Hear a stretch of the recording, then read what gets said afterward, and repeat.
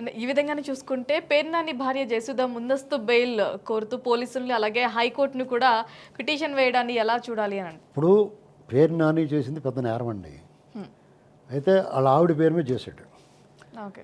ఇక్కడ మరి ఎందుకో కానీ అతని పట్ల వీళ్ళు ఉదార వైఖరి అవలంబిస్తున్నారు. అంటే కొంతమంది ఇది రాజ్య అంటే లైక్ రెడ్ బుక్ లో ఇది ఒక భాగమే అన్నట్టుగా ఒక పుకారు నడుస్తుంది. దానికి సంబంధించి ఏమని ఏంటంటే రెడ్ బుక్లో ఏం భాగం అంటే ఇది రెడ్ బుక్ లో రాజ్యాంగంలో భాగమేనని కొంతమంది అయితే అంటున్నారు. అంటే ఈవిడ్ని ఆడవాళ్ళు ఏమనకూడదన్నా? లైక్ అది ఇది కూడా ఈ అంశానికి సంబంధించి కూడా ఇందుకే ఇలా జరుగుతున్నాయి అనేది ఒక పుకారు అయితే ఉంది.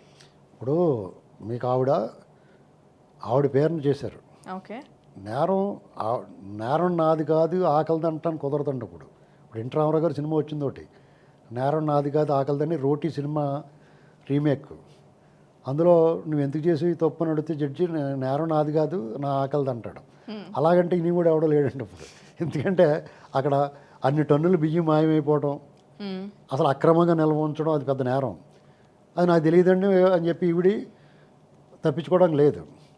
నా పేరం లేదు కదా అని చెప్పి ఆయన తప్పించుకోవడం లేదు. ఇక్కడ ఏదో ఉంది సంథింగ్, ఎవరో కాపాడుతున్నారు వాళ్ళని, అంతే, అనుమానం లేదు. ఓకే. వీళ్ళనే ఎవరో కాపాడుతున్నారు. ఎవరుంటారు అనుకోవచ్చు. డెఫినెట్గా అక్కడ ఎంపీ ఉండొచ్చు. ఓకే. ఆ వల్లభనేని మా శౌర్య ఎవరు ఉన్నారు ఎంపీ గారు, చూసి చూడనట్టు వదిలిండి అన్నట్టేమో, లేదా లోకల్ లీడర్స్ కొంతమంది కాపాడుతూ ఉండొచ్చు. వీళ్ళకి మనం మల్లాటోళ్ళు సామాన్యులను దెబ్బలాడుకుంటాం, కానీ రాజకీయ పార్టీల పరంగా వాళ్ళందరూ బాగానే ఉంటారండి. ఓకే. అంత పెద్ద కొట్టు చచ్చిపోతాం అంత ద్వేషాలు ఉండవు.